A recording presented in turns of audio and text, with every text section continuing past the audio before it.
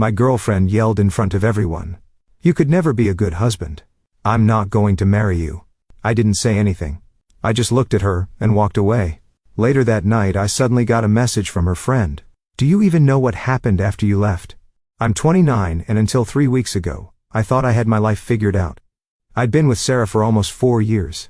We met at a mutual friend's birthday party, hit it off immediately, and within 6 months, we were living together. She was a paralegal at a mid-sized firm downtown. I work in logistics management. We weren't rich, but we were comfortable. We talked about marriage. We'd even looked at rings together last Christmas. She'd pointed out this elegant sapphire one at a jeweler in the mall, and I'd secretly gone back 2 days later to ask about financing options. The night everything blew up was supposed to be celebratory. My cousin Marcus was throwing an engagement party at his place. Nice house in the suburbs, professionally landscaped yard, about 40 people there. Sarah had been acting weird all week, distant and snippy, but I chalked it up to work stress. She'd mentioned her boss was being difficult about some case deadlines, and she'd been staying late at the office 3 or 4 nights that week. I'd even offered to bring her dinner one of those nights, but Dee said no, that she'd just grab something from the deli downstairs. We arrived around 7. The party was already in full swing. Music playing from outdoor speakers, people clustered in groups around the patio and living room. I was talking with Marcus and a few of my friends near the kitchen island, when Sarah walked up with a drink in her hand. Her face was flushed and I could tell she'd already had at least 2 glasses of wine, maybe 3. "Can we talk?" she said. But her tone wasn't quiet or private. It was loud enough that Marcus stopped mid-sentence and looked at her. "Sure, what's up?" I kept my voice calm, trying to steer this towards something normal. "I'm serious. We need to talk about us." I glanced around. People were starting to look. Marcus's fiancée, Jennifer, was watching from across the room with a concerned expression. "Okay. Let's go outside." "No," she cut me off, her voice getting louder. "I'm tired of pretending. You know what? I don't think this is going to work." My stomach dropped. The music suddenly felt too loud. "Sarah, this isn't the place. You could never be a good husband. I'm not going to marry you." The room went completely silent. Every single person was staring at us. I felt my face go hot, my hands clench involuntarily, but I kept my expression as neutral as I could manage. I looked at her for a long moment, trying to figure out if she was drunk, or if she actually meant it. Her eyes were hard, almost cruel, like she was daring me to respond. I didn't recognize the person standing in front of me. I didn't say a word. I just turned around, grabbed my jacket from the chair by the door, and walked out the front door. Behind me, I heard someone say, "What just happened?" And then the murmur of voices starting up again, but quieter, gossipy.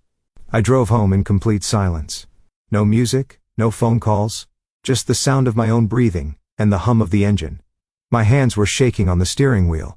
When I got back to our apartment, I sat on the couch in the dark for maybe an hour, just staring at nothing. The street light outside cast shadows across the wall. I kept replaying the scene in my head, trying to understand what I'd missed, what I'd done wrong. Then my phone buzzed. It was a text from Rachel, one of Sarah's close friends from college. "Do you even know what happened after you left?" I stared at the message for a minute before typing back, "What?" 3 dots appeared immediately. Then, "Can I call you?" "Yeah." My phone rang 5 seconds later. "Hey," Rachel said, and her voice sounded strained, like she'd been crying or was about to. "I don't even know how to say this, but you need to know. After you left, Sarah completely broke down. She started crying and saying she didn't mean it, that she was just scared. But that's not the worst part." "What's the worst part?" My voice sounded hollow, even to my own ears. Rachel hesitated. I could hear party noise in the background, people talking, glasses clinking. Marcus's brother, Jake, was there. "You know Jake, right?" I did. Jake was Marcus's younger brother, maybe 26. Worked in finance. Always dressed a little too nice, and talked a little too loud about his portfolio and his gym routine. "Yeah, I know him. Sarah's been seeing him for at least 2 months." I felt like the floor had disappeared beneath me. The room tilted. "What?" "I didn't know until tonight. I swear I had no idea. After you left, Jake came up to Sarah and tried to comfort her. He put his arm around her and she leaned into him like it was the most natural thing in the world. Not like a friend comforting a friend, but like they were together. Then I overheard him say, "You said you were going to end it clean. This wasn't the plan." That's when I put it together. I confronted her in the bathroom 20 minutes ago. She admitted everything. I couldn't speak. My brain was trying to process the words, but they felt surreal, like something from a bad movie. She said it started at some work event Jake was at in September. Rachel continued, filling the silence. They ran into each other, started talking, and then it just happened. That's what she said, like it was some accident, but 2 months isn't an accident. That's a choice she made over and over. Is she still there? I finally managed to ask. Yeah, she's still at the party acting like she's the victim. A few people are comforting her, but honestly, most people look uncomfortable. Jennifer is pissed. I think she wants Sarah to leave. Thanks for telling me, I said, and my voice cracked a little on the last word. What are you going to do? I don't know yet. We hung up and I sat there in the dark for another hour. Then something clicked in my brain, and I started thinking clearly for the first time all night. I opened my laptop and logged into our shared bank account, the one we'd set up for rent and utilities about 2 years ago. We'd both contribute a set amount each month, and it was supposed to make things easier. I started scrolling through the transactions from the past few months. At first, everything looked normal. Rent, electric bill, internet, groceries. Then I noticed charges I didn't recognize. A restaurant called Provisions, an upscale place downtown that I'd never been to, $180 2 months ago. Another one 3 weeks later, $210. Then there was a hotel charge from 4 weeks ago, $340 from a boutique hotel about 15 minutes from our apartment. Sarah had told me she was at a work conference in Chicago that weekend. I took screenshots of everything, every transaction that didn't make sense. There were 11 in total. Update 1. I didn't sleep that night. I couldn't. I just sat there on the couch, laptop open, staring at those bank statements and thinking about every lie she'd told me. Every time she'd said she was working late. Every time she'd been too tired to go out with me on weekends. Every time she'd picked a fight over something trivial. And now I realized it was probably because she was feeling guilty. At around 6 in the morning, I heard the apartment door open. Sarah came in quietly, like she was trying not to wake me. She was still in the same dress from the party, and she looked exhausted. I was sitting at the kitchen table with my laptop open, and a cup of coffee that had gone cold an hour ago. She froze when she saw me. We need to talk, I said. She dropped her purse on the counter and crossed her arms defensively. Her makeup was smudged under her eyes, and her hair was messy. I know I messed up last night. I was drunk and I didn't mean. How long have you been sleeping with Jake? Her face went pale. All the color drained from her cheeks. What? Don't lie to me, Rachel told me. And I found the bank statements. I turned the laptop around so she could see the screen with all the highlighted charges. She stared at the charges for a long moment, her mouth opening and closing like she was trying to find words. Then her shoulders sagged. It just happened. It wasn't planned. 2 months isn't just happened. Sarah, 2 months is a relationship. 2 months is a choice you made every single day. I was confused, she said, and her voice cracked. You and I have been together so long, and I started wondering if this was really what I wanted. Everything felt so routine. Jake made me feel, I don't know, excited again, like things weren't so predictable. So you humiliated me in front of 40 people because you were bored. I could feel the anger rising now, hot and sharp in my chest. That's not fair. No. What's not fair is that I spent 4 years building a life with someone who was shopping for upgrades behind my back. What's not fair is that I was looking at financing options for an engagement ring, while you were spending our shared money on hotel rooms with my cousin's brother. She started crying then, but it felt manipulative. The tears felt like a tool she was using. I'm sorry. I really am. I made a mistake. Can we just talk about this? Can we try to work through it? There's nothing to talk about. I want you out of the apartment by the end of the week. This is my place too. The lease is in my name. You moved in after I'd already been here a year. Check the paperwork if you don't believe me. She stared at me like I'd slapped her. You're really going to throw me out? You threw us away the second you got into bed with Jake. I'm just making it official. She left the kitchen without another word. I heard her bedroom door slam shut, and then I heard her crying through the wall. I didn't feel bad. Update 2. Sarah moved out 4 days later. She tried to take some furniture that I'd bought before we even met. The coffee table, a bookshelf, even the good blender, but I had the receipt saved in a folder on my computer and she backed down. The whole process was cold and mechanical. We barely spoke except for logistics. I'm taking the dishes. Those were a gift from my mom. Fine, that kind of thing. Her parents came with a U-Haul on Saturday morning. Her dad wouldn't look at me, and her mom gave me this pitying look like I was the one who'd messed up. I didn't bother explaining anything to them. Jake, on the other hand, tried to reach out. He sent me a long text message 2 days after Sarah moved out, apologizing, saying he never meant for things to go this far, and that he respected me too much to let this ruin my relationship with Marcus. The text was 5 paragraphs long, full of phrases like, "I take full responsibility" and "I hope we can move past this eventually." I didn't respond. I deleted it and blocked his number. 2 days later, Marcus called me. "I heard what happened," he said.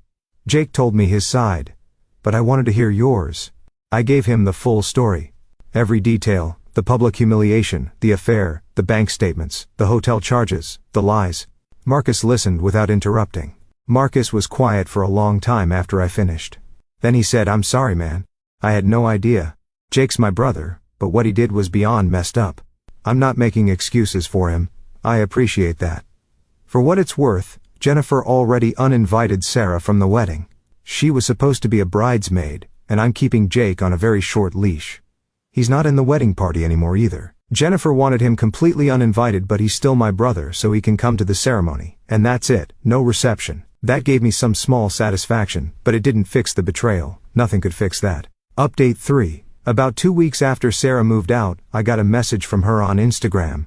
It was long and rambling, basically saying she'd made the biggest mistake of her life and wanted to meet up to talk.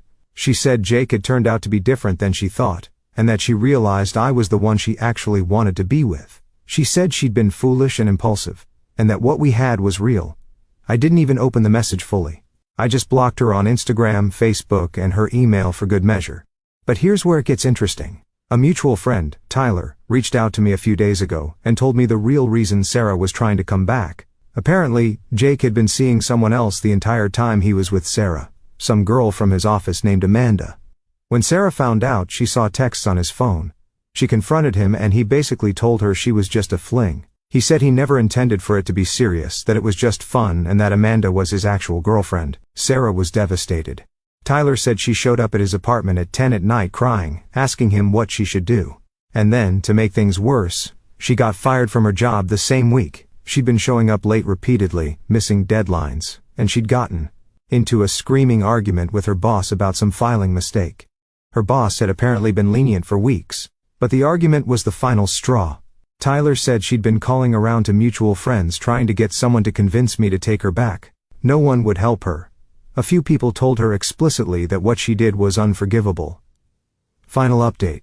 It's been 3 weeks since that night at Marcus's party. I'm still processing everything, but, honestly, I feel lighter. The apartment is quieter, sure, but it's mine again. I rearranged the furniture, got rid of anything that reminded me of her, threw out pictures, donated some book she'd left behind, even replaced the sheets on the bed.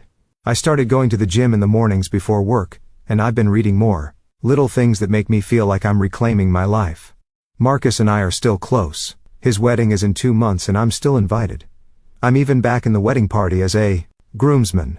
Jake won't be at the reception. Marcus held firm on that. Apparently Jake and Sarah tried to make things work for about a week after she found out about Amanda, but that imploded fast. Jake blocked her number and she tried showing up at his apartment once. He threatened to call the cops if she didn't leave. Last I heard, she moved back in with her parents an hour outside the city. She's unemployed and apparently spending most of her time in her childhood bedroom. Rachel told me she's been posting vague, sad quotes on social media, the kind that are clearly about me, but never mention me by name. I haven't heard from her directly since I blocked her on everything. Rachel checks in on me sometimes, which is nice. She feels guilty for not noticing the affairs sooner, but I told her it's not her fault. Sarah was careful. She covered her tracks. If Rachel had known, she would have told me. I'm not dating anyone right now. I'm not ready, but I'm also not bitter. I'm just relieved. Relieved I found out before I actually married her. Relieved I didn't waste another 4 years. Relieved I didn't propose with that sapphire ring, and then discover all of this a year into a marriage. Relieved I walked away when I did with my dignity intact. Sometimes I think about that moment at the party when she yelled at me in front of everyone. At the time, it felt like the worst moment of my life. Now I realize it was a gift. She showed me exactly who she was, and I got to walk away before I was legally or financially tied to her forever. Edit 1. A few people have asked if I ever confronted Jake directly. I didn't. He's not worth my energy, and anything I said to him would have just been for my own ego. The way I see it, he has to live with being the kind of person who does that to someone. That's punishment enough. Edit 2. Someone DM'd me asking if I ever got an actual apology from Sarah beyond that Instagram message. No. The Instagram message was just her trying to get me back because her backup plan fell through. That's not an apology, that's desperation. Edit 3. For everyone asking about the ring, I never bought it. I was planning to propose this Christmas. Dodge that bullet.